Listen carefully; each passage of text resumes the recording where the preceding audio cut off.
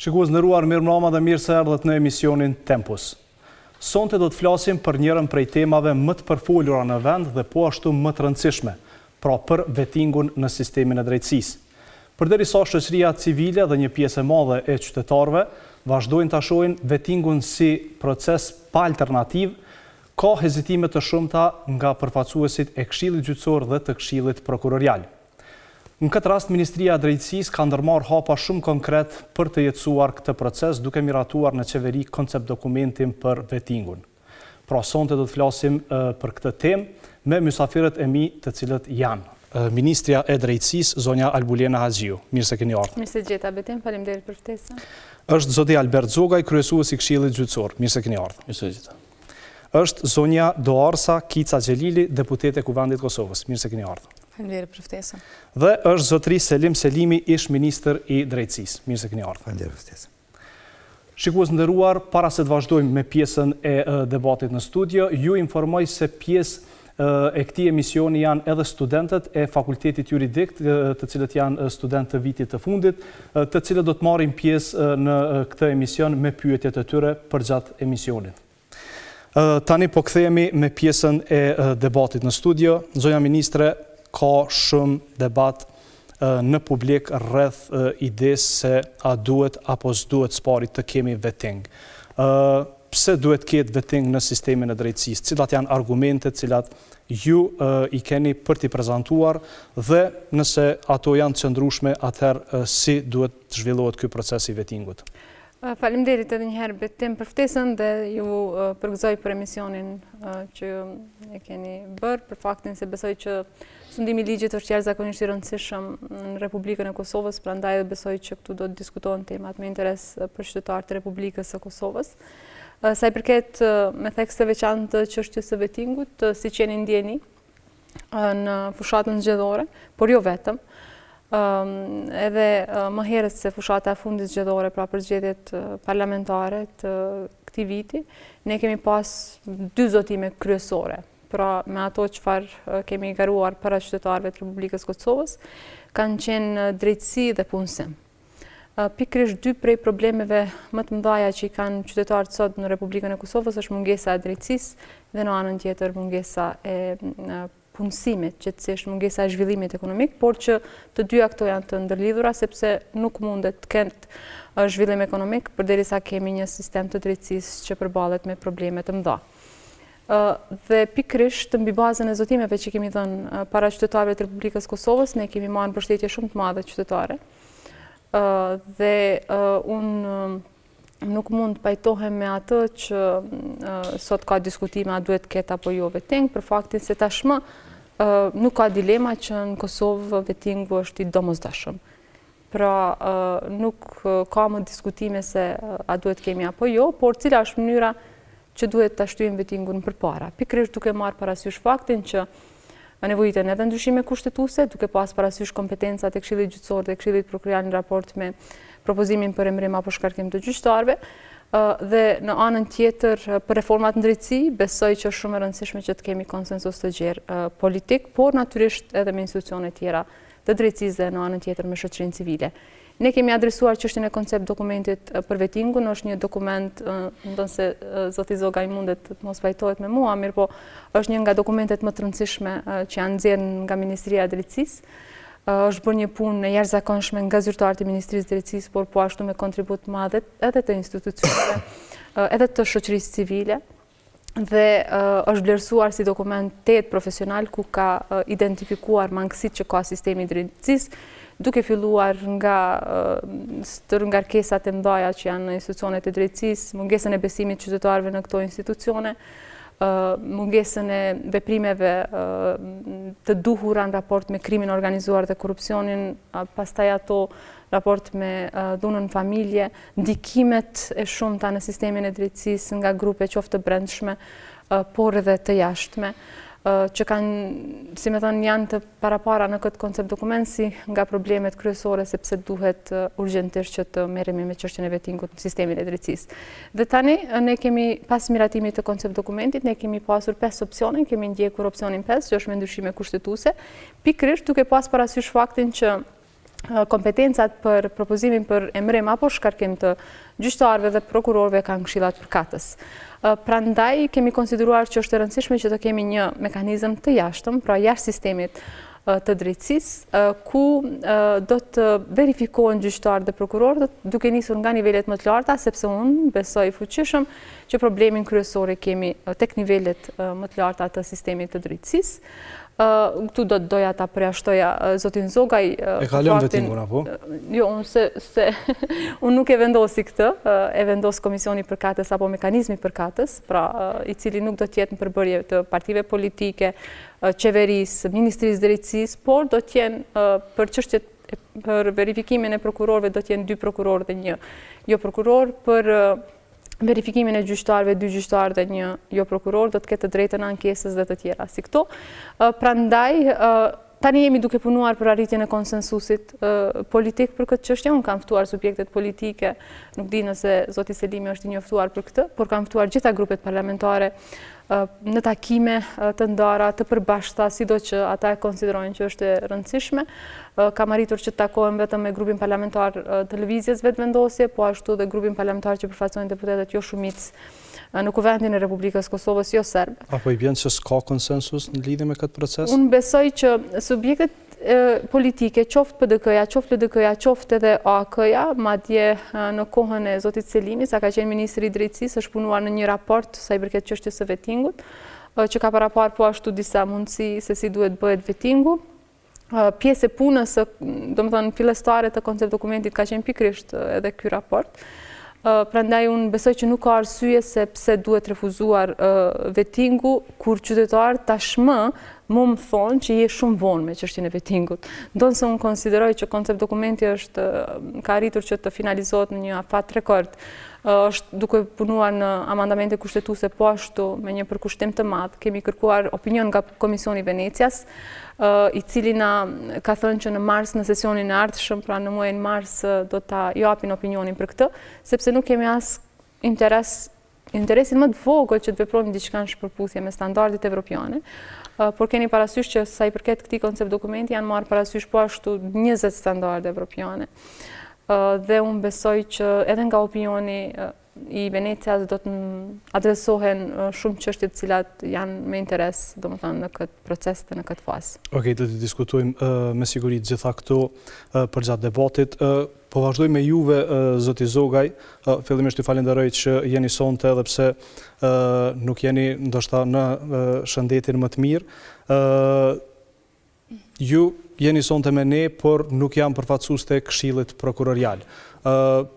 Po e bëj këtë të njoftun edhe për publikun, sepse e kemi ftuar kryesuesin zotin Maloku, por as kryesuesi Jetish Maloku nuk është përgjigjur në ftesën tonë për të qenë pjesë e këtij diskutimi, por po ashtu nuk është përgjigjur asnjë prej anëtarëve të Këshillit Prokurorial. Imagjinojeni, janë të gjitha ata anëtarë, pra të cilët janë shumë të zënë në këtë orë për të marrë pjesë në këtë emision. E çuditshme, por edhe pse ata nuk janë sonte me ne do të diskutojmë pjesën që lidhet me vetingun dhe me reformën në Këshillin Prokurorial me panelistët e tjerë. Zoti Zogaj, edhe pse më herët e kemi pa një debat këtu në desk në KTV, keni pas një farë premtimi që juve që ka lënë vetingun nga Zavendës Ministri i Drejtësisë, e përkrani apo nuk e përkrani vetingun, sepse nga ajo që kemi pa një hezitim dhe një kundërshtim të këtij procesi, siç është parashikuar nga Ministria e Drejtësisë. Jo, unë besoj që ka qenë një deklaratë në kontekst dhe nuk do doja tash me u lidh me deklaratë edhe me as me trajtu në, si me thonë, dimenzion shtetësues, as në dimenzion tjetër, megjithatë mendoj që çështja e drejtësisë është çështje nacionale, e interes nacional për Kosovën dhe për qytetarët e saj në kuptimin e nevojës për me dhonë drejtësi të barabartë, drejtësi efikase me një besim publiku. Prandaj edhe shikohet nga perspektiva gjitha institucioneve të qeverisë Kuvendit edhe të pushtetit gjyqësor në këtë rast. Sistemi gjyqësor ka qenë partner me Ministrinë e Drejtësisë në grupin punues për koncept dokumentin. Ne asnjëherë nuk kemi mohu shqetësimet që ekzistojnë sistemin gjyqësor, për shka jemi zëtuj dhe jemi gatshëm me punu me gjithë institucionet relevante për mi adresu gjitha sfidat, por sigurisht që në konceptin të ashti për amandamentet kushtetuese, sistemi gjyqësor ka dhonë ne përgjigje jo, sepse ne vlerësojmë që nuk është zgjedh rruga e duhur për këtë çështje kaq serioze. Pse? Për shkak se në radhë parë shtrohet një pyetje edhe logjike, po edhe kushtetuese dhe ligjore, kush e ka bon analizën për nevojën e vettingut në sistemin gjyqësor në Republikën e Kosovës, dhe në qoftë se është bërë kjo analizë, kush e ka dhënë vlerësimin që neve na duhen ndryshimet kushtetuese për çështjen e vettingut në sistemin gjyqësor. Ju e dini, sistemi gjyqësor e ka fatin që monitorohet prej shumë mekanizmave brendshëm dhe jashtëm.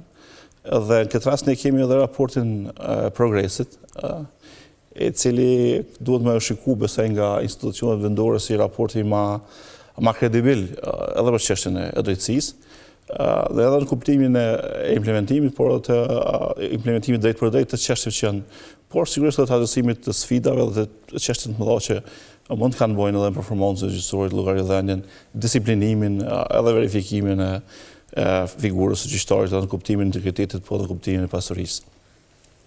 Këshilli gjyqësor e ka diskutuar çështjen në mjaft transparencë besoj, në takimet e hapura të Këshillit, dhe madje në atë periudhë është themeluar edhe një grup punus i përbërë nga disa kryetarë gjykatash, anëtarë Këshilli dhe gjyqtar, dhe pas një dëgjimi të brendshëm, siç e kemi deklaruar paraprakisht, është dhënë edhe një përgjigje që mendoj që është mjaft serioze, dhe jam shumë i bindur që si përfundim, pas dështimit të procesit për amandamentet kushtetuese, të gjithë institucionet do të kthehen të propozimet e Këshillit gjyqësor. Madje mendoj që kjo nuk do të më shiku si e pazakant, sepse Këshilli gjyqësor duhet më u pa edhe si pushtet në këtë rast, edhe duhet më pa edhe si organizatë profesionale, prandaj edhe rekomandimin besoj që ka shumë adekuate për shkak se ka analizën për nevojën e brendshme.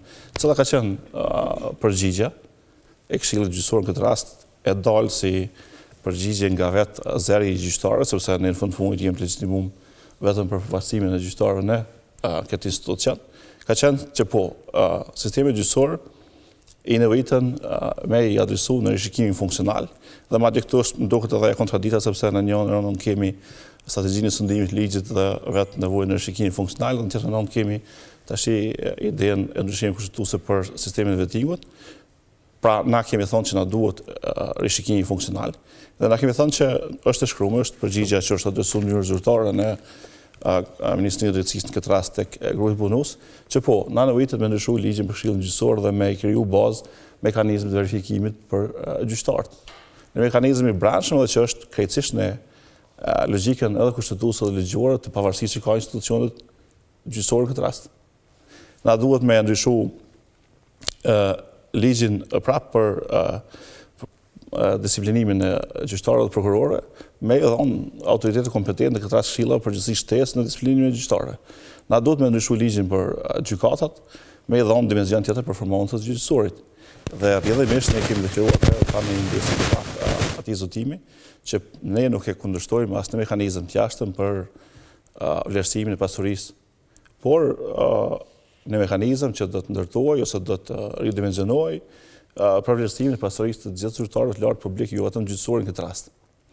Tashti pyetja që shtrohet është, ne duhet me kuptu që Këshilli ka agjendën e parapërcaktuar nga përgjegjësitë që dalin nga kushtetuta dhe ligji, dhe ne punojmë intensivisht në përmbushjen e këtyre obligimeve që dalin edhe në këtë rast edhe nga raporti që referovan, këtë rast raporti i progresit, nga strategjia e sundimit ligjit, nga agenda evropiane era 2, por edhe nga përgjegjësi tjera. Megjithatë edhe herë theksoj që do të ishte shumë e arsyeshme, besoj edhe e domosdoshme që institucionet me gjithë mirëkuptimin edhe me pranuar propozimet e Këshillit që në mënyrë urgjente në agjendën e Kuvendit në vitin e ardhshëm të vendosen propozimet në mënyrë që përfundimisht të marrin adresim shqetësimet që janë edhe pjesë e raportit në rast progresit, dhe madje mendoj që do të ishte edhe në logjikën e vetë raportit, sepse atje rekomandohet, respektive sugjerohet që fillimisht të shfrytëzohen alternativat e pashfrytëzuara që janë mekanizmat që kanë institucionet e drejtësisë në këtë rast, dhe rishikimi respektivisht rifunksionimi i disa mekanizmat të cilët ne vetë po i kërkojmë. Në këtë rast ju thatë që amandamentet kushtetuese do të dështojnë, po vlerësoni kështu duke u bazuar në çfarë? Para nuk çështja e drejtësisë mendoj se duhet të pa në mënyrë shumë serioze. Unë asnjëherë nuk vetë dyshim mbi qëllimin e mirë ta themi kështu të ministrës, po edhe krejt aktorëve që janë përfshirë në këtë rast, por çështja e vettingut e don një analizë kredibile për nevojën. Që po thoni nuk është bërë në këtë rast. Që nuk është bërë, domethënë pyetja është kush e ka bërë këtë vlerësim. Na kallzon ministri. Në radhë parë fillimisht do të më pas parasysh që përgjithësitë kushtetuese të pavarësisë institucionit gjyqësor në këtë rast, në kuptimin institucional, funksional dhe të buxhetit, e kërkojnë që vetë institucioni me bë. Dhe na kemi bë, i kemi dhënë propozimet, por na nuk kemi mekanizëm për mi shtyp këto propozime për te në këtë rast grupit që ka qenë për koncept dokumentin. Çështja e dytë, edhe që është e kemi thënë edhe në emisionin e kaluar, dhe që është tepër me rëndësi me kuptuar që ne kemi kaluar një proces vettingu në sistemin gjyqësor vitin 2010. Dhe pjesa dërmuese gjyqtarë i ka statistikat me vete një pjesë kanë kaluar, një pjesë nuk kanë kaluar procesin. Ne kemi tashti prej 2010 tutje disa gjenerata të gjyqtarëve të ri që janë rekrutuar ekskluzivisht në kriteret që ka përcaktuar ku mekanizmi ndërkombëtar. Edhe nëse hipotetikisht po thojmë që ne po dakordohemi për një proces vettingu sot, cili është garancioni që nesër nuk do të kemi prapë një sistem me probleme. Pra na duhet definitivisht një mekanizëm i brendshëm, i cili në mënyrë permanente e monitoron sistemin, e kontrollon, e ruan performancën, e ruan kredibilitetin e sistemit dhe e promovon sigurisht efikasitetin e sistemit. Përndryshe, absolutisht asnjë proces ad hoc nuk siguron kurrë tjetër përveç një besoj një rënim të një progresi që është bërë në 20 vite. Do të pas parasysh që sistemi jonë është shumë i ri në proces 20 vite ka krejt dhe për këto pak vite nëse krahasohet me parametrat e performancës së sistemit gjyqësor në rajon besoj që ne jemi shumë mirë. Definitivisht kemi nevojë për kapacitete, definitivisht ka nevojë me adresu të çështje që kanë me bëjnë me neglizhencën në gjyqësor, definitivisht ka nevojë me rritë standardet praktikave gjyqësore, komunikim më intensiv i gjykatave, dhe definitivisht na duhet një disiplinim ndryshe për çka na jemi krejt dakord, por gjitha këto janë çështje që kanë bojnë me gjyqësorin dhe edhe republikisht po them, prapë do të kthehemi te propozimet që ne i kemi dhënë. Ministre, po duket si një rrugë që nuk po shihet me shumë shpresë nga ana e Këshillit Gjyqësor, ashtu siç edhe e kemi pa kundërshtimin edhe nga Këshilli Gjyqësor, po ashtu edhe nga Këshilli Prokurorial. Mas pari, çush është bëu analiza, ta dinë të gjithë, edhe a ka, sepse vazhdimisht është vlerësuar dhe është kritikuar çështja e integritetit të këshillave. Pra, a kanë kapacitet dhe integritet këshillat që t'i përmbushin gjitha këto obligime cilat i kanë, apo ka nevojë pra që të ketë një vetting i cili e riformaton edhe një herë secilin këshill? Po, së pari është në mandat të plotë të qeverisë Republikës Kosovës që të bëjë reformat në sistemin e drejtësisë. Dhe unë një rasisht i përmenda zotimet tona para qytetarëve dhe në anën tjetër jetësimin atyre zotimeve në programin qeverisës, për çka edhe kemi marrë mandatin dhe jemi duke punuar. Dhe në çështjen që i adresoi zoti Zogaj, ta zëm e përmendi çështjen e monitorimit të sistemit drejtësisë, pikërisht pjesë e këtij koncept dokumenti për vettingun sistemin e drejtësisë janë edhe shumë raporte vendore ndërkombëtare që janë bërë për vendin, përfshirë edhe kontributin që ka dhënë organizata juaj në monitorimin e sistemit drejtësisë, por edhe organizata tjera në Republikën e Kosovës, të shoqërisë civile, por po ashtu edhe raporte qoftë ai Departamentit Amerikan të Shtetit, qoftë ai raportit progresit, të cilit ju referua dhe zoti Zogaj, të cilat përmendin, domethënë, fjali të cilat kërkojnë veprime pastaj urgjente në raport me adresimin e tyre. Ta zëm, raporti i progresit thotë që gjyqësori vazhdon të mbetet i ndjeshëm ndaj ndikimeve politike, po ashtu raporti i Departamentit Amerikan të Shtetit thotë që strukturat gjyqësore ishin subjekti ndërhyrjeve politike, po ashtu nuk po merremi fare hiç, po i lëm anash raporte që janë goxha kredibile. Kemi raste të shumta të aferave korruptive, të cilat janë stërgjatë pranë institucioneve drejtësisë dhe tani ose janë parashkruar ose janë nxjerrë gjykime liruese. Kemi rastin e veteranëve, kemi rastin Pronto, kemi rastin Toka, kemi raste të shumë zyrtarëve të cilët kanë keq përdorur detyrën dhe unë nuk më kujtohet, sot një emër i përveçëm, nuk pe them me cinizëm, por nuk më kujtohet një emër i përveçëm i cili është duke vuajtur dënimin për keqpërdorime që i ka bërë, pra që ka keqpërdorur detyrën zyrtare.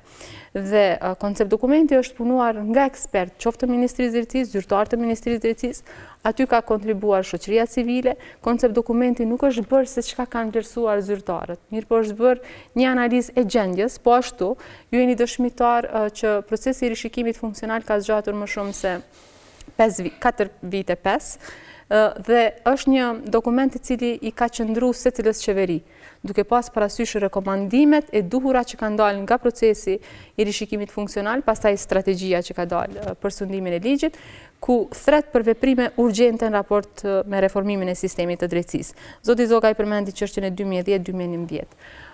Mos harrojmë që gjyqtarët e prokurorët që në atë kohë janë largu nga sistemi, prap janë kthyer në sistem. Do të thonë, prap i kemi dhe shërbejnë fatkeqësisht në institucionet e drejtësisë. Nuk është çështja vetëm me vlerësimin e pasurisë së pajustifikueshme të gjyqtarëve dhe prokurorëve.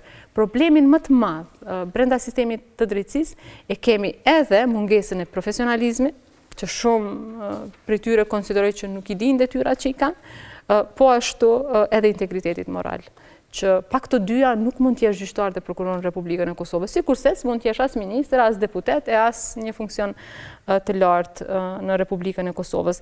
Është e rëndësishme me e thonë, sepse e kam dëgjuar dhe zotin Zogaj teksa thotë që është ndërhyrje në pavarësinë e sistemit drejtësisë nëse qeveria bën ndryshime kushtetuese për një mekanizëm të jashtëm të vetingut. Ne jemi shërbyer gjatë koncept dokumentit edhe me opinionet Venecias për rastin e Shqipërisë, por edhe vendeve tjera. Aty Komisioni Venecias vlerëson që një veting i tillë me një mekanizëm të jashtëm, siç është edhe në Shqipëri, është i mundshëm, është në përputhje me standardet evropiane, dhe po ashtu thotë që është e rëndësishme që ky mekanizëm i jashtëm të jetë në kohë të kufizuar, pra të mos ekzistojë përjetësisht ose në mënyrë të përhershme. Dhe pikërisht këtë po e bëjmë, jemi duke tentuar t'i përshtatemi edhe opinionit Venecia, se kemi thënë që do të zgjas 5 vite, do të filloj prej niveleve të larta, edhe unë konsideroj se në momentin kur ne arrim t'i verifikojmë Këshillin Gjyqësor, Këshillin Prokurorial, kryeprokurorin e shtetit, jo si emër i përveçëm, po si institucion, kryeprokurorët e prokurorive, kryetarët e gjykatave, pra s'po flas fare me emra të përveçëm, unë besoj që 50-60% të punës e përfundojmë. Pse po e them kështu? Për faktin se e shoh edhe në Ministri Drejtësisë, e shoh edhe në Qeverinë e Republikës Kosovës, kur zyrtarë tjerë poshtë që janë, e shohin që ministri ka integritet moral, profesional, politik, kryeministri gjithashtu, ministrat e kabinetit qeveritar, kabinetet e ministrave, kjo reflekton betim edhe tek zyrtari, si me thonë, qoftë në zyrën e parashtresave apo pranimeve, qoftë në logjistik, qoftë në prokurim, qoftë në departamente tjera në kuadër ministrive. Pra po thoni se tash nuk ekziston kjo? Unë besoj që kemi tepër shumë probleme në sistemin e drejtësisë dhe mendoj që ndaj këtyre skandaleve në sistemin e drejtësisë nuk kanë vepruar asnjëherë këshillat, qoftë ai gjyqësor, qoftë ai prokurorial. Ne sot jemi dëshmitar që shumë prej rasteve, si që përmenda në fillim, parashkruhen, prej rasteve që konsiderohen skandalet të mëdha korruptive.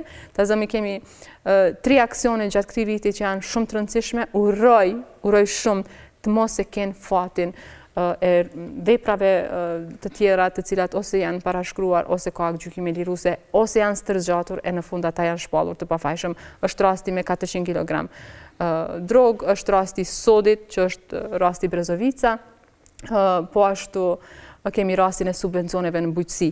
Uroj shumë që mos ta kenë fatin, do më thonë, si kurse rastet tjera. Prandaj betim po them edhe një herë, ne kemi shumë seriozisht, unë eftoj, ne kemi bashkëpunim shumë të mirë me Këshillin Gjyqësor të Kosovës. A mos po pajtoni? Mirë po, natyrisht, ndaj mendimet. Kemi mendimet të ndryshme. Iftoj që të kontribojnë, sepse nuk është zgjidhja refuzimi për të qenë pjesë në grupet punuese. Besoj që nuk është zgjidhje, nuk i kontribon. Do ta diskutojmë, po besoj edhe këtë pjesë. Para se të kalojmë për të pasë ku vendi si e sheh këtë proces, kisha dashur komentet e ish-ministrit Selim Selimi. Edhe ju, zoti Selimi, gjatë kohës sa keni qenë ministër, në një farë forme keni punuar në procesin e rishikimit funksional të sektorit sundimit ligjit, në të cilin rishikim pra në format ndryshme diskutohet edhe për çështjen e integritetit të sistemit të drejtësisë. Duhet apo s'duhet që ta kemi vettingun? Po falimder betimorime për emisionin. Unë so kam qenë ministër, do thot e kam trashëgu një ekip i cili ka qenë atë kohë duke punuar në vetting, ekipi i qeverisë Kurtini, Ministri Haxhiu ka qenë në atë kohë ministre, nuk kam gjetur ndonjë dokument, do thot i cili më ka dhënë bazë mjaftueshme të mendoj se ajo punë duhet të vazhdohet, por për mua ka qenë problematike qasja, edhe është ende problematike qasja e vettingut. Pikë pari, vettingu si proces është një rishikimi të kaluarës, pra një rishikimi të kaluarës së gjyqtarëve dhe prokurorëve. Unë mendoj që kjo qeveri e ka bërë vettingun si një gogol me cilin do të thotë pe përdorë si armë kërcënuese për prokurorët dhe gjyqtarët, që e tregon një tendencë të politizimit të gjyqësorit, të politizimit të sistemit të drejtësisë. Ky është mendimi im. Pse? Për shkak që vettingu apo koncepti për vettingun nuk mund të nënkontraktohet. Nuk mund të bëhet outsource, pra të merret politika me dizajnimin e vettingut. Duhet ta bëjnë akterët e sistemit të drejtësisë. Pra ne nuk mund ta kemi ta zgjedhim një opcion të vettingut, nëse në atë tavolinë nuk I kemi pas Këshillin Gjyqësor, Këshillin Prokurorial, Ambasadën Amerikane, BE-n, dhe nuk e kemi pas një pajtim të gjithëve se cilat janë hapat e më të tjeshëm për ta bërë atë vetting. Fillimisht, të gjithë këta akterë që I përmenda kanë qenë ulur rreth tavolinës në cili vettingun, koncept dokumentin e vettingut cilin unë e kam udhëheq, dhe janë pajtuar parimisht që vetting duhet të ketë. Por mënyra e zbatimit të vettingut duhet të jetë mënyrë e cila I përfshin gjithë akterët, sepse pastaj do të ishte I paimplementueshme. Apo mund të duke dhe mund të jetë e kontrollueshme nga politika. Çdo herë kur politika I përzin duart në drejtësi, kjo do të thotë një sistem autokratik I kapjes së sistemit të drejtësisë. Sistemi I drejtësisë I yni nuk është perfekt. Sistemi I drejtësisë I yni ka probleme të mëdha. Por sistemi I drejtësisë I yni pra duhet të rregullohet duke e pasur sistemin e drejtësisë brenda në tavolinë, duke e pasur sistemin e drejtësisë si akter aktiv në bërjen e këtij vettingut. Nuk mundemi të generalizojmë gjithë gjyqtarët dhe gjithë prokurorët duke I kërcënuar me vetting, sepse ju gjithë jeni hajna e tash na kemi ardhur në pushtet. Për shkak që ajo tregon që kapja politike e sistemit të drejtësisë është duke ndodhur me këtë qasje. Hapja e kushtetutës dhe amandamentet kushtetuese për ta rregulluar vettingun do të thojnë që do të prishet kontrolli dhe balansi, që është një prej shtyllave kryesore kushtetuese të sistemit tonë, të Republikës tonë. Kontrolli dhe balansi është I domosdoshëm. Nëse prishet kontrolli dhe balansi, duke formuar ekipe që do t'i qëndrojnë me kërbaç mbi kokë gjyqtarëve dhe prokurorëve, kjo do të thotë që gjyqtarë dhe prokurorë në mënyrë reflektive do të reagojnë ndaj atij kërbaçi, disa prej tyre në mënyrë refuzive, disa prej tyre në mënyrë absorbuese. Të dyja janë të këqija. Ata që reagojnë në mënyrë refuzive ndaj këtij kërbaçi, I cili po formohet, ata do thotë do dalin pi punës. Ata që do t'i absorbojnë këto ndikime politike në sistemin gjyqësor dhe prokurorial, do të bëhen të dëgjueshmit e politikës. Kur të bëhen të dëgjueshmit e politikës, shkon lista e politikës, prokurori dhe në gjyqësor, dhe kjo listë e politikës bëhet pra një gjueti shtrikash e cila do të kontrollohet nga politika. E di që kemi shumë raste të cilat janë parashkuar. Gjithashtu që shumë prej politikanëve do të janë shpallë të pafajshëm. E di gjithashtu shumë prej tyre kanë marrë edhe dënime jo meritore se por në të gjitha këto raste. Kena problem zoti Selimi me mikrofonin tuaj. Po ja kaloj fjalën zonjës deputete, ja u do fjalën prap tash. Derisa të rregullohet çështja. Shpresoj që u regjistruam ky mendimi imi deri tash. Të njoftoj pjesa që s'u regjistruan edhe Shpresoj që u regjistruam. ke qenë shumë i ashpër. E ki mundësim prape edhe do ta përsëritësh.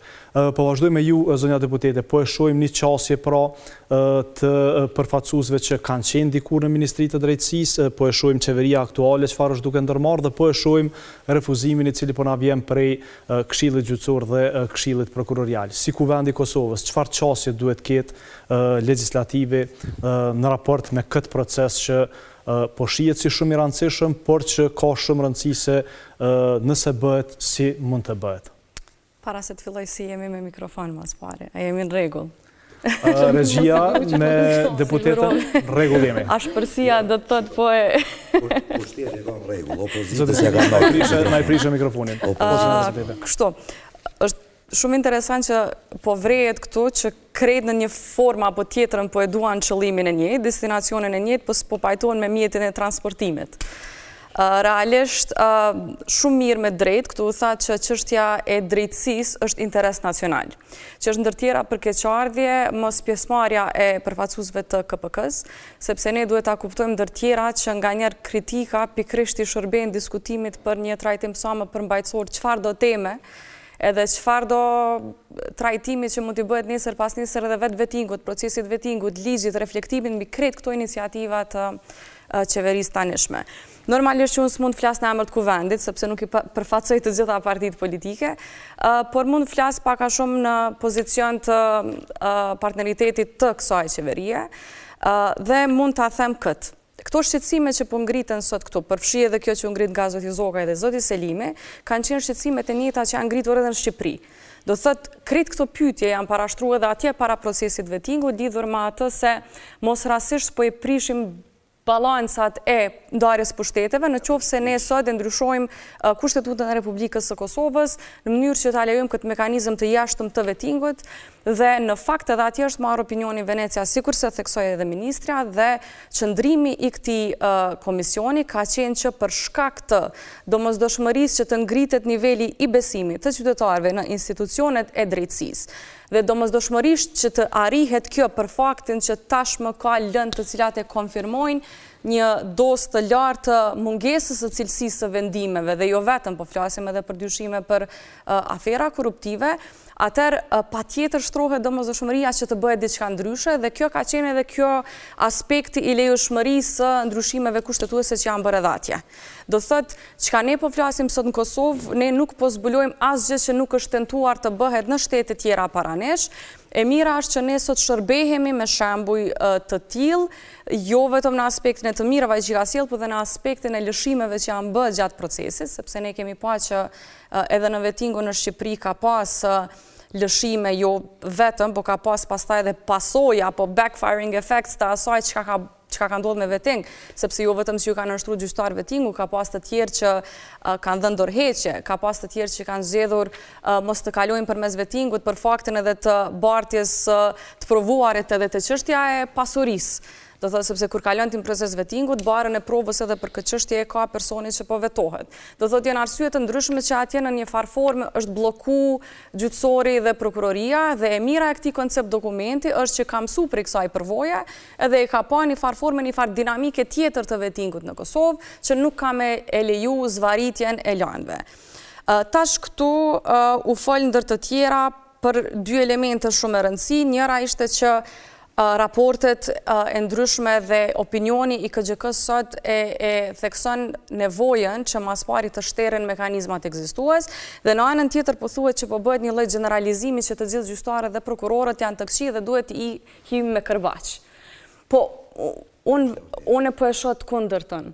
Në fakt, prej perspektivës time, është pikërisht për mbrojtjen e dinjitetit dhe të cilësisë së punës së gjyqtarëve dhe prokurorëve të mirëfillt, të cilët shumë shpesh e marrin barën e provës të kolegëve të tyre, të cilët nuk e bëjnë punën si duhet, që është krijuar një farë perceptimi i opinionit publik për të gjithë një lloj.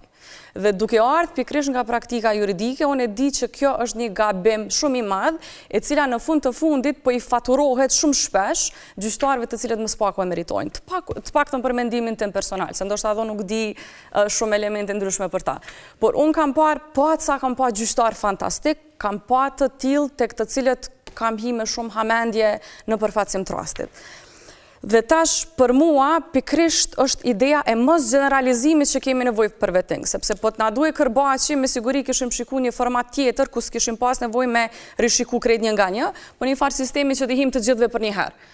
Po ideja që ne nuk guxojmë me bloku sistemin e drejtësisë në Kosovë dhe ideja pikrisht i mekanizmit piramidal që e konfirmon që ka me pas prokuror dhe gjyqtar që mbesin, sepse ne jemi të bindur që vettingu më shumë di kam i shërby atyre dhe jo vetëm qytetarëve të Republikës Kosovës. Por kur shtrohen pyetje si kjo, pse vettingu, hajde po shkputemi komplet prej rasteve të përveçme. Veç për një moment. Hajde po flasim në makro që ka po ndodhë me gjyqësinë dhe prokurorinë Kosovë dhe po i marim disa shembuj shumë praktik për cilat pastaj kisha dasht me ndëgju edhe KGK-n, do doja edhe KPK-n, po edhe zotrin Selimi, me sqaru pse këto 10 vitet e fundit, nuk po kthehem ma herët, mekanizmat ekzistus nuk kanë bërë kurrë për me ngritë cilësinë. Shembuj konkret, po marr shembuj konkret pikërisht për me tregu sa e depolitizuar është iniciativa e vettingut. Rastet e paraburgimit. Sot i ki gjyqtar të cilat vendosin për paraburgim në pako të pandehurve, i ke 10-12 pandehur, dhe i ke një vendim të gjykatës e cila merr vendim për vazhdim paraburgimit në pako. I vazhdojë të gjithve dhe nuk jepet arsyetimi për ta një nga një kur e dim që rrethanat personale ndryshojnë për secilin të pandehur. Një. E dyta, precedenti i Strasburgut kur parashtrohet kërkesa dhe pala, në këtë rast mbrojtësi, apo vetë pala avokati i të pandehurit, bën referim në rastet të Strasburgut, a e dini sa shpesh këto injorohen plotësisht nga gjykatat.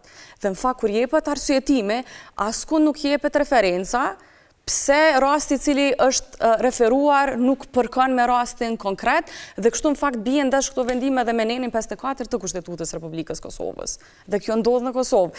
Hajde ta shohim faktin që konfirmimet e aktakuzave shumë shpesh bëhen vetëm në aspekt formal. As aspektet meritore hiç nuk përfillen. Shumë shpesh nuk flitet as për kohën kur ka ndodhur vepra penale dhe ato e kalojnë testin e parë dhe shkojnë në gjykat. Në fakt, as ish dash gjykata mi tregu pak edhe prokurorëve një farë lloj disiplinimi, mos me ja pranu aktakuzën, duke ngritë edhe standardin, po kjo nuk ndodh. Dhe shumë e shumë raste tjera, kjo vetëm për gjyqësor. Mos flasim edhe për idenë që ty sot rastet gjasin 8 vite sa apelit t'i rikthen në rishqyrtim 3 herë pa pas nevojë, sepse edhe atëherë kur asgjë s'ka të bëjë me meritat e rastit, po vetëm me bazën materiale të gabuar, apeli prapë e kthen në rishqyrtim. Pse? E di që kene mja këthy fjallën zoti Selimi, po kam nevojë me gjithat me e përfundu mendimin tim, sepse fola për pjesën e gjyqësorit, po shumë shkurtimisht të KPK-ja. A e keni pa që ka pëndodhë me kualifikimet e rasteve dhe lëndve që po bëjmë për prokurorisë? Shumë shpesh rastet nuk shkojnë deri në fund për shkak të kualifikimeve të gabume. Dhe çka ndodh kjo, na krejt e dim që gjyqtari nuk ka të drejtë, sipas detyrisë zyrtare, me rikualifiku rastin në dëm të pandehurit. Dhe çka ndodh kjo, na po rrezikojmë në një farë forme, në start të procesit, me shku rasti në pafajsi, jo sepse në fakt kemi të bëjmë me pafajsi, po sepse që nga fillimi prokuroria e ka dorëzu një akt akuz me kualifikim të gabum. Po thoni që krejt to qëllimisht bëhen? Po tash, vettingu nuk e parasha vetëm aspektin korruptiv, po dhe cilësinë e vendimeve. Dhe nëse ne nuk him tek cilësia e vendimeve bashkë me këto kategori tjera, ata nuk kemi të bëjmë me vetting. Pikërisht këtu është kjo çështja e Kërbaqit. Në qoftë se ne sot flasim për Kërbaq, në shpinë të prokurorëve dhe gjyqtarëve, a mos rastisht po injorojmë Kërbaqin ndaj qytetarëve të Republikës Kosovës që ju ka bërë që sa vite vazhdimisht me krejt këto elemente që i përmenda. Do thot nuk mundemi me qenë të verbër karshi problemeve të drejtësisë në Kosovë në emër të mekanizmave ekzistues, kur e dim që mekanizmat ekzistues nuk kanë mbrime i sanu krejt këto shkelje ndër vite dhe në fakt raportet e progresit të pikërisht institucioneve të cilave po i referohen kolegët sonë të këto, e kanë konfirmu këtë mungesë të aftësive të këtyre mekanizmave. Po ngritët shumë çështje zonja deputete, t'ja kthej bursin e erë zotit Selimi. Të shkojmë shkurtimisht tash me përgjigje, sepse jemi në 25 minutat e fundit edhe kemi pyetje mas ne pe publikut. Po patjetër secili ta përfundoj atë që e thash. Pra, unë pata probleme qasin edhe kam probleme ende me qasin e vettingut. Për më shumë, prej asaj që i thash, kisha shtu gjithashtu që thuhet se shumë raporte ndërkombëtare e thojnë këtë, Atër mas e thoi raportin ndërkombëtare, pse akterë ndërkombëtar nuk kanë qenë pjesë e këtij koncept dokumenti? Pse akterë ndërkombëtar, disa prej tyre bile kanë dalë kundër kësaj qasje? Nuk është e vërtetë, Pra, për më shumë, gjithashtu, sepse sa i përket koncept dokumentit kanë qenë edhe Bashkimi Evropian, edhe Ambasada Amerikane, ndaj vettingut, edhe ndaj edhe sistemit të drejtësisë, është një qasje e disiplinimit. Nuk mundet politika me disciplinu sistemin e drejtësisë. Nuk mundet politika me disciplinu gjyqtarin dhe prokurorin. Prokurorit gjyqtari disciplinon prokurorin dhe gjyqtarin. Tash, koincidentalisht, ka qëlluar që edhe ministrja, edhe deputetja që miren me çështjen e vettingut të jenë jurist, po nesra mas nesra vjen një inxhinier, bëhet ministri i drejtësisë, ose në komisionin e legjislacionit vjen një mjek, le të themi. Atëherë, a mund tjetë një politik i tillë, a tjetë ndonjë i tillë që do t'i tregoj gjyqtarit, prokurorit, se cilat jetë cilësia e vendimeve të tij apo saj. Ku mundet me thonë, na pe bojnë vettingun, për shkak që paraburgimin pe bojnë kështu, këtë shkres pe lëshojnë kështu, këtë përgjigje pe bojnë kështu, pe lëshojnë gabim, atëherë ti po paragjykon që çdo shkres që lëshohet prej prokurorisë dhe gjyqësorit është shkres e ndikuar nga politika ose nga korrupsioni. Pe paragjykon. Përkundrazi tregum pse nuk është paragjykim. Ku mundet politika me i tregu një gjyqtarit edhe një prokurorit, a disa zorë më bu prokurorit dhe gjyqtarit, dush me kry ka gjatë shkollë, e dush me hinë do teste, e dush me kalu në për sistem, edhe me u caktu prokurorit dhe gjyqtarit. Shkom profesionalisht, nuk zgjidhen ata me votë si na. Na dalë mi poplin, na do popli e qëndorën, po dhe neve popli na hek për një minut, e gjyqtarët e prokurorët po thonë jo, mandati jam është i përhershëm, unë jemi pavarur, a i flen, a i bën dëm, edhe thotë unë jemi pavarur, më vjen keq, ti mu nuk ki drejt, as me mbo vetim, as me më kërku transparencë, as me më kërku logaritënje, po jo politika me bo vetim. Zoti Selimi mendoj që është qasje e gabuar, sepse politika nuk ka me bo vetim. Koncept dokumentin e keni bo vetë, po dhe pse s'ka ardhë KPK-ja, a di pse s'ka ardhë KPK-ja, se po doni me kop KPK-n. Zoti Selimi, a do të hiqeni prej fjallës tënde në qoftë se del që edhe Ambasada Amerikane, edhe përfaqësuesi zyrës BE-s, edhe Ambasada Britanike, edhe Këshilli Gjyqësor, edhe Këshilli Prokural kanë qenë pjesë e koncept dokumentit për vettingun sistemin e drejtësisë. Hapjen e kushtetues? A i pranojnë amandamentet kushtetuese? A i pranojnë amandamentet është përgjithësia ime si ministre e drejtësisë, e juaj si politikan, si grup parlamentar për me ardhë edhe me mbrit konsensuse për vettingun sistemin e drejtësisë. Ambasada Amerikane është pjesë e grupit punus për çështjen e vettingut. Raporti zoti Selimi, i cili ju keni lënë në tavolinën time për vettingun, parashe një prej opsioneve çështjen e amandamentit kushtetuese. Nuk e ke pas asnjë opsion. Nuk e ke pas opsion se unë nuk pajtohem me fuqizim, sepse fuqizimi nuk çan deri te një sistem i drejtësisë, i cili është i pavarur. Dhe po ashtu, zoti Selimi, të mbeta bërç. Ai din çka do të thonë kërbaç mbi prokurorët dhe gjyqtarët. Kërbaçin mbi prokurorët dhe gjyqtarët e kemi pas në rastin kur ka qenë kryeminist zoti Haradinaj, sepse ai ka nxjerr vendim që prokurorit Eles Bllakaj për 30 ditë me dërgu lëndën për veteranët, me marr epilog lënda e veteranëve. Kjo absolutisht nuk është vërtet. Gjatë kohës qeverisjes Haradinaj, për të fuqizuar prokuroria dhe gjyqësori, i është rritë rroga prokurorit gjyqësorit. Asnjëherë politika nuk e dim çka ka ndodhur. Dhe sa i përket pagave të prokurorëve dhe gjyqtarëve, zoti Haradinaj ka dashur me arrit pagën vetës, jo prokurorëve dhe gjyqtarëve, bile as nuk e ka ditë që ajo implikon rritjen edhe të pagave të gjyqtarëve dhe prokurorëve. Po do me i vendos prokurorët dhe gjyqtarët. Dhe sa i përket çështjes së raportit progresit, që po i referohet, duhet me sqaru edhe një herë komentet për Republikën e Kosovës në raportin e progresit kanë shku në muajin prill. Po thoni që ka veç problem të kohës sepse ma vonë jem pajtu, sepse kemi pasi përfaqësues të BE-s, unë nuk mendoj që jem pajtu, ata kërkojnë që të ulemi bashkë edhe të ndjekim rrugën. BE-ja me ndryshime kushtetuese. Shiko, unë nuk përfaqësoj ambasadën amerikane. Pyetja apo shtrohet komplet gabimisht. Nuk përfaqësoj ambasadën amerikane. Nuk më intereson, se po shtrohet pyetja gabimisht. Nuk e përfaqësoj ambasadën amerikane. Për ambasadorin. A keni edhe gojën e pyetjeve cilat duhet më abo këtij sistemi? A do na disiplinoni edhe opozitën çka t'ju pyesin?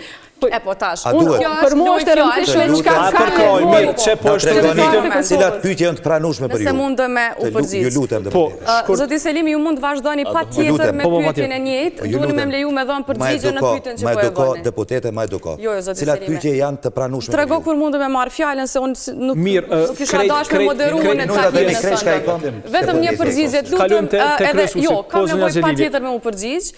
Kështu.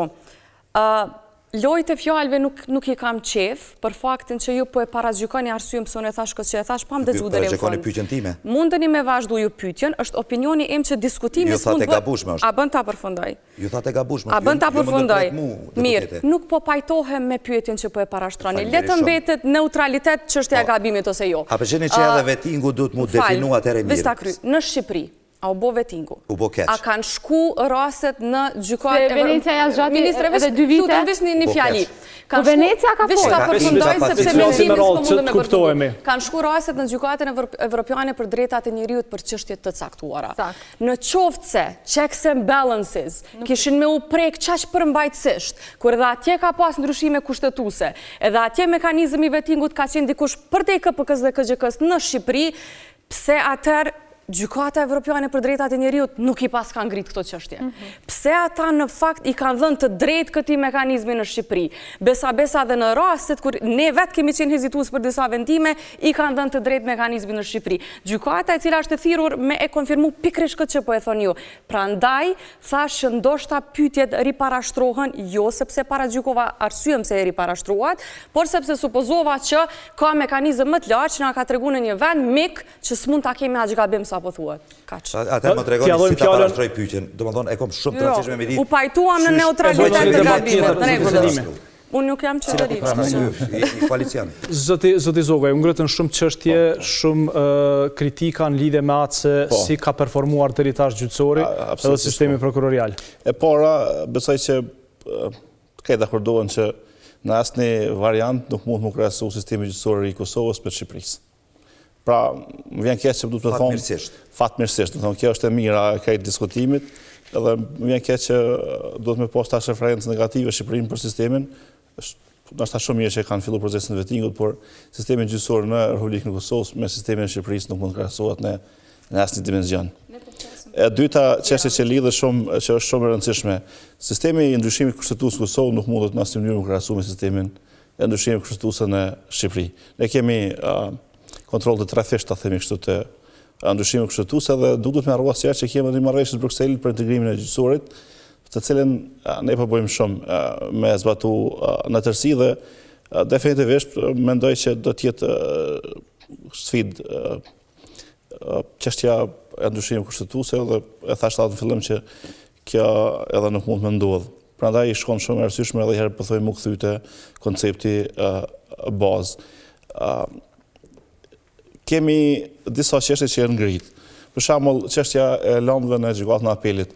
E kam pas fatin e mirë, i kam kaluar krejt nivelet e gjyqësorit deri tani. Edhe kam, si e them, shqetësimet e mia lidhur me arsyetimin e vendimit, por fakti që prish gjykata e apelit lëndë gjykatën e shkallës parë, në kupton që duhet veting në asnjë mënyrë. Hajde zonja deputete ta ndryshojmë ligjin dhe ta bëjmë që apeli mund të kthy lëndën fare vetëm një herë. Nuk u tha kjo. Sikur disa sisteme. Referenca në praktikën e gjykatës së Strasburgut. Ka 2 vendime të gjykatës kushtetuese të paktën që e kanë shpjeguar dhe kanë qartësuar me detaje procesin e pajtueshmërisë kushtetuese. Asnjëri prej gjyqtarëve s'mund të referojë precedentit, nëse paraprakisht nuk dërgojnë çështjen e gjykatës kushtetuese dhe pse nuk e dërgojnë gjyqtarët në Kosovë, sepse legjislacioni në Kosovë është shumë i përparuar, madje i ka lënë të gjitha standardet minimale të përcaktuar me praktikën e gjykatës së Strasburgut, të cilën ne jemi të obliguar me zbatuar nenin 54 të kushtetutës. Kemi çështjet që u adresuan me të drejtë, do të thonë edhe çështjet e luftës kundër krimit të organizuar, korrupsionit, terrorizmit, mungesë rezultateve në këto. Mungesë rezultateve. Ne kemi filluar një proces shumë të rëndësishëm bashkë me Asamblenë e Kryetarëve të Gjykatave dhe faktikisht në fund muajit janar, maksimumin e mes muajit shkurt do të kemi edhe strategjinë e zvogëlimit të lëndëve, ku do të adresohen përfundimisht të gjitha çështjet që raportohen dhe që kanë impakt për imazhin e Kosovës. Pra, lëndë e Oleksit, që janë edhe sot ishin në Departamentin Social në Gjykatën e Themeluar në Prishtinë, ne kemi komunikim intensiv me të gjithë gjyqtarët do të adresuan lëndë e uleksit, do të adresuan lëndë e shënesrume, të gjitha lëndë e korupcionit, lëndë e zgjedhjeve, dhe do të evitohet për aq sa ka gjyqësori kapacitete parashkrimi. Ne kemi 200.000 dosje në sistem. Dhe në qoftë e kam thënë publikisht, nëse ju më pyetni a ka gjyqësori kapacitete me adresu këto çështje, 200.000 nuk ka kapacitete. Por ne do të vendosim përfundimisht një prioritet dhe një kontroll të zbatimit të kësaj strategjie, që nuk mund të bëj as vettingu, as Ministria e Drejtësisë, as Kuvendi mund të bëj veç gjyqësori mekanizmat, sepse administron sipas një pavarësie. Shikoni opinionet e Këshillit Konsultativ të Gjyqtarëve të Strasburgut. Është e qartë, absolutisht e qartë kush duhet më morë me çështjen e adresimit të gjyqësorit. Përfundimisht, bashkë me partner, ne jemi në stadin e fundit të miratimit rregullorës për normat, dhe do të kemi përfundimisht një sistem të ri të poentimit. Secili gjyqtar në Republikën e Kosovës që nuk e rrin poentimin në 6 muaj, do të adresohet komisionit. Por kërë në kupton që ne po bëjmë një analizë, po bëjmë një vlerësim, dhe në këtë logjik ne kemi kërku faktikisht edhe vetë tek institucionet që gjyqësori me pas një vëmendje, sepse ka një mingarkisë të jashtëzakonshme për vitin e ardhshëm. Faleminderit zoti Zogaj, para se të vazhdojmë me pjesën e reagimeve, kisha dashur të marrim nga një pyetje, në fakt 2 pyetje për shkak se jemi me kohë të kufizuar nga studentët e fakultetit juridik.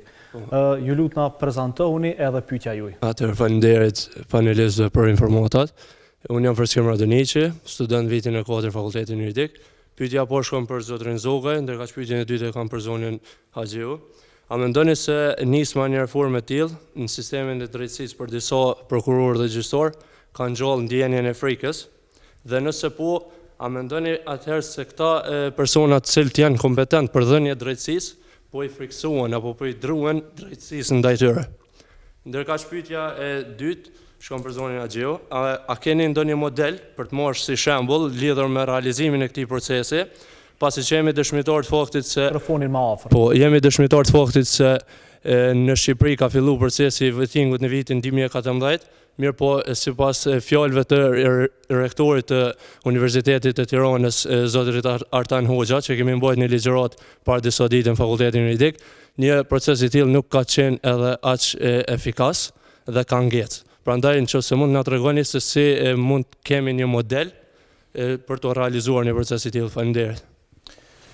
Faleminderit. Faleminderit për pyetjen. Absolutisht nuk ka asnjë lloj frike.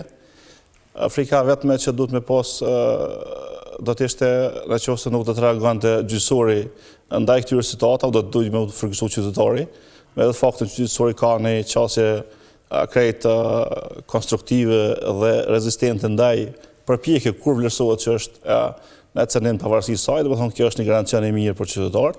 Qytetarët duhet me kërku që gjyqësori sigurisht me bë punën e vet, dhe ne po bëjmë përpjekje maksimale. Organizatat që monitorojnë e din nivelin e transparencës në muajt e fundit që është rrit, edhe din nivelin e disiplinimit të procesit, por ka edhe një rrethon faktike që nuk e theksova. Prej vitit 2022, në janar dhe në vitin 2026, do të pensionohen mbi 100 gjyqtarë. Dhe në këtë vit ka filluar me datën 16 janar marrë testimi i rekrutimit gjyqtarëve të ri. Në vitin 2022 ne do të rekrutojmë 80 gjyqtarë. Dhe 100 që do të shkojnë pension në 5 vitet e ardhshme, do të thonë 200 gjyqtarë. Këtë gjyqësori ka 450. Pyetja është ku i bëjmë tash na këtu vetting?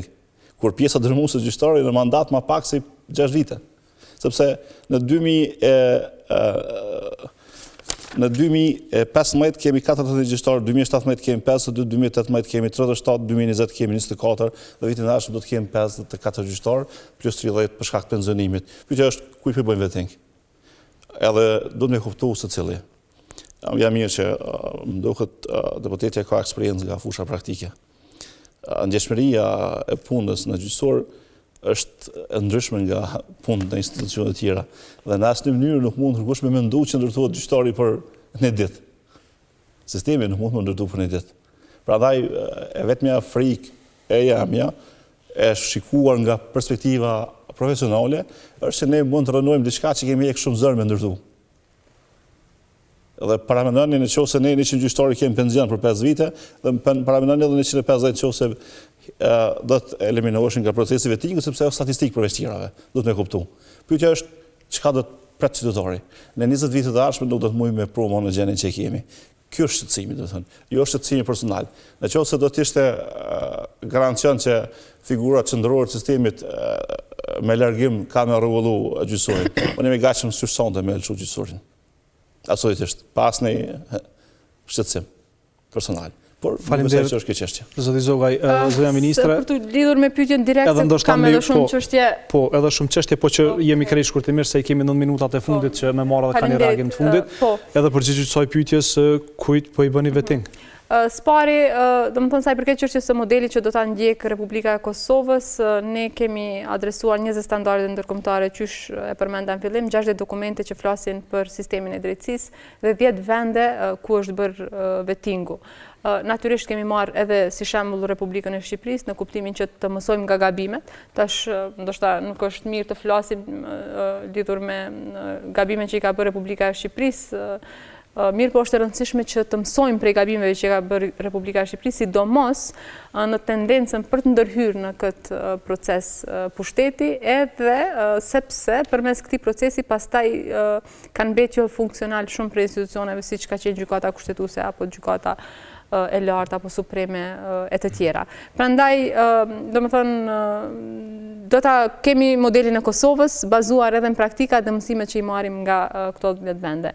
Kujt po i bëhet vettingu? Unë konsideroj që është shumë e rëndësishme që të kemi prokuror dhe gjyqtar të ndershëm, pra me integritet moral, me integritet profesional dhe që nuk kanë pasuri të cilën nuk mund ta justifikojmë, sepse zoti Zogaj më herët e adresoi çështjen që gjyqtarëve dhe prokurorëve pse jo të gjithëve sa i përket pasurisë.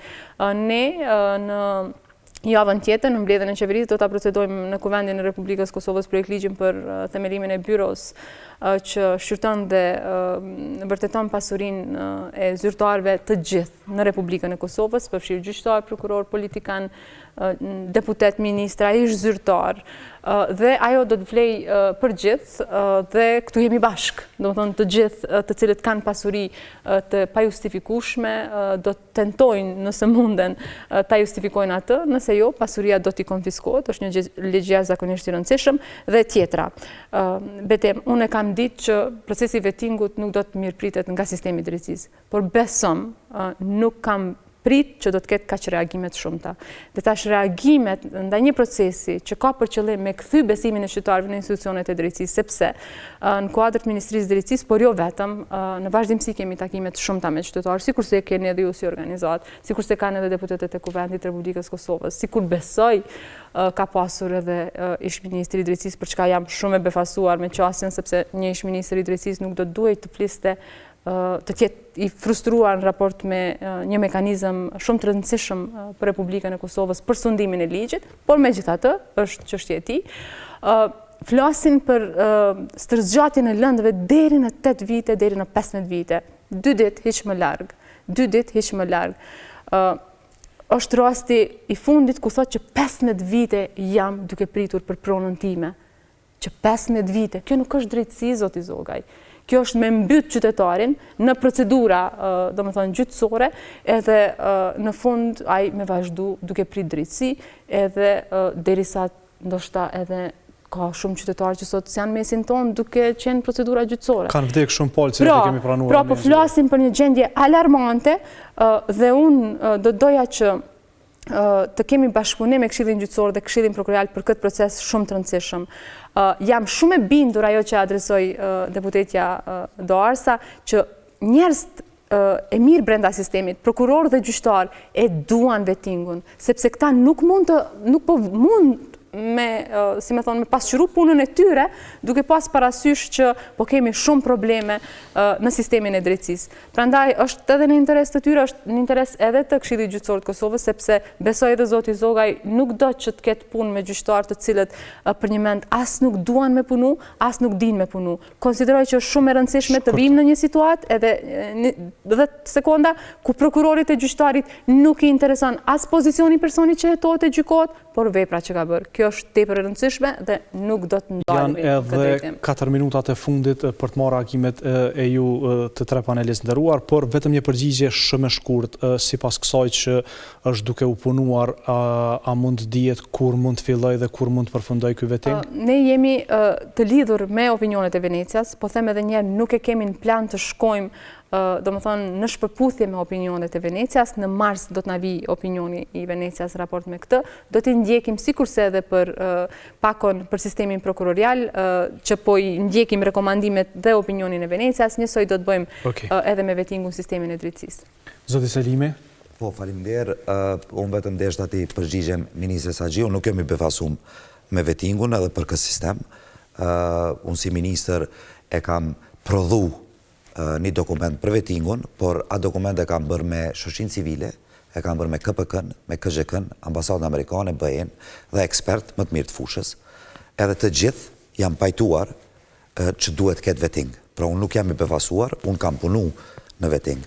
Unë jam i befasuar me qasjen që e ka zgjedh kjo qeveri, që vetingun ta bëjnë politik, që vetingun ta bëjnë me ndryshime kushtetuse dhe që vetingun ta bëjnë për hir të futjes së frikës dhe futjes së personave të dëgjueshëm në prokurori dhe gjyqësor. Ky është mendimi im, për këtë jam i befasuar. I cili nuk ka asnjë bazë, asnjë arsyetim, asnjë dëshmëri. Pasi që më korrigjua se çka duhet të pës, tash më korrigjoni edhe çka duhet të mendoj. Urime, kopja edhe e mendimit, ashtu siç po tentoni me e kap edhe sistemin e drejtësisë. Zonja deputete? Paloj fjalësh. Mendoj që çka po keq kuptohet është që as pozicioni shumë deputetëve që një e besa as i ekzekutivit tani shumë nuk i gëzohemi faktit që kemi nevojë për veting. Përveç që shumë kontradiktor në sensin e diskutimit, është ndër proceset më të ndihshme ku ne duhet të hidhemi, duke e kuptuar që në start ne kemi me pas shumë kundërshtime, shumë kritika, e besa edhe shumë armiq. Dhe nuk besoj që një person i arsyeshëm kishte me supozu që vetëm pas kemi dëshirë me bo një proces të vetingut për hir të një tiku në letër, me gjithë këtë kritik e presion që e kemi. Kështu që pak më mendje hapur e besa pak edhe më zemër hapur për qytetarët e Republikës Kosovës. Vetingu nuk po e dojmë. Vetingu është një farfor me imponim i kohës dhe rrethanave që e kemi sot në gjyqësor dhe në prokurori. Për mu është, me gjithë respektin që unë e kam për zoti Zogajn dhe punën e tij, të thuhet që rastet e Strasburgut nuk duhet të bën referencë nga instancat më të ulta. Për mu është befasuese, sepse Strasburgu është litmus testi i secilës gjykate në Republikën e Kosovës. Nuk është çështje e zgjedhjes dhe diskrecionit të gjyqtarit me vlerësu nëse ligjet e Kosovës që kanë më të mira se ato të nivelit ndërkombëtar, se ato që trajtohen në Strasburg. Ndoshta e keq kuptova përgjigjen, por kështu të paktën u tha nga ana juaj. Po, do të thotë po, për ma tepër, u tha edhe aspekti i apelit. Jo, kërkush nuk po thot që lëndët nuk duhet kthehen në apel. Ajo çka unë thash që duhet të kthehen në apel vetëm atëherë kur e parashë ligji, zoti Zogaj. Dhe çka ne shohim që po ndodh në praktik shumë shpesh, është që baza faktike është gjetur në mënyrë të duhur, ligji nuk po zbatohet si duhet, me çrast apeli e ka diskrecionin me vendos vetë dhe nuk po e bën. Po flas për raste kur nuk ka nevojë të kthehet në rishqyrtim. Ka një lojë ping-pongut. Pikërisht. Po flas për raste që zvaritem pikërisht për këtë arsye. Dhe ju po thoni që ta ndryshojmë ligjin. Jo, ligji është në rregull në aspektin e rikthimit për rishqyrtim, por jo rastet kur po kthehen në rishqyrtim në praktik. Dhe e fundit, sistemi në Shqipëri, askush nuk bëri krahasim kushtetues, parlamentar e tjerë. Nëse flasim për cilësinë e vendimeve, zoti Zogaj, me keqardhje po e them që nëse i merrni mi lexu vendimet e shumë gjyqtarëve në Shqipëri, mund të themi që janë nivel pak më i lartë në disa aspekte se sa vendimet në Kosovë. Absolutisht nuk pajtojnë, pa që kjo ndërprej deputete, absolutisht nuk pajtojnë. Atë themone që ti po më tregon mu që ka me mendu. Absolutisht nuk pajtojnë, po e një profesioniste, andaj po çuditem. Atë them tashun që ju po doni me ma imponu mendimin. Jo, nuk pajtohem që atër mos e shvizoni standardin e dy feshta si ka shimeje. Do thot, kemi mendimet të ndryshme, por shumë shpesh edhe disa prej vendimeve atje janë marrë për njerëzve të cilët ka pas hezitime dhe dyshime për ta.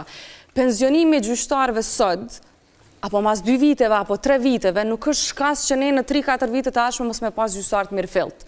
Nuk është shkas pensionimi i gjyqtarëve prokurorëve, shkas i qytetari i Republikës Kosovës me llogarit në pensionimin e një gjyqtari sot, për me shpresu në adresimin e lëndës nga drejtësia.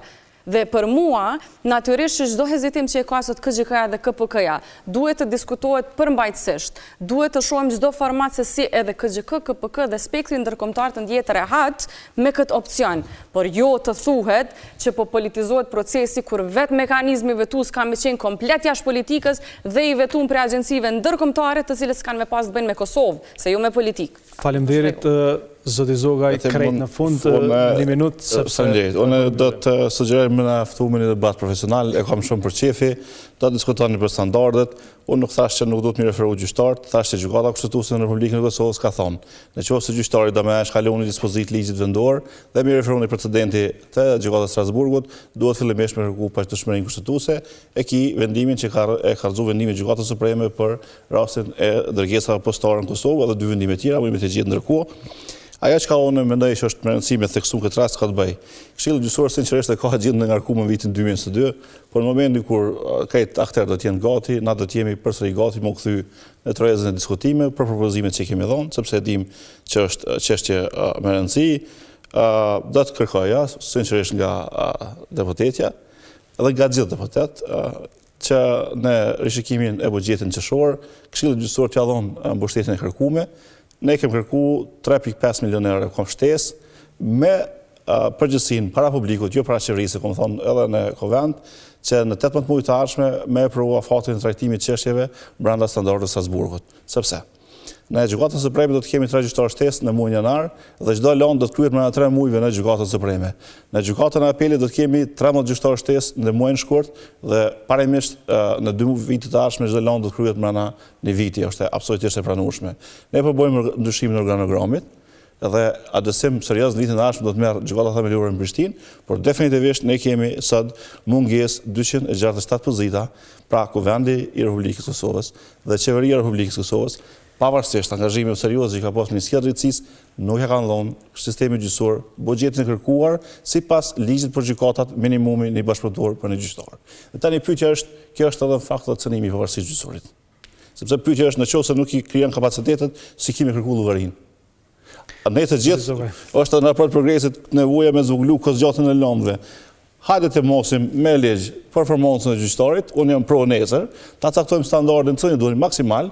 Edhe jemi gashëm për të cilën gjyqtar me dërgu në komision në momentin kur nuk ka arrit. 2019 ka dalë 98% e tyre kanë dalë shkëlqyshëm. A mendon jo, nuk është zonja Zhiu, zoti Zogaj. Faleminderit shumë. Unë marr për sipër prej kur jam do ta organizojmë edhe një debat për buxhetin edhe për përkrajen. Zonja Zhiu, zoti Zogaj, zonja Xhelili, zoti Selimi, ju falenderoj shumë për kohën dhe kontributin që dhatë në këtë emision. Shikues nderuar, kaq kishim kohë për këtë debat. Gjithë ju që keni vërejtja apo sugjerime, mos hezitoni të na shkruani në adresën tonë elektronike tempus@koha.net. Shihemi në javën e ardhshme.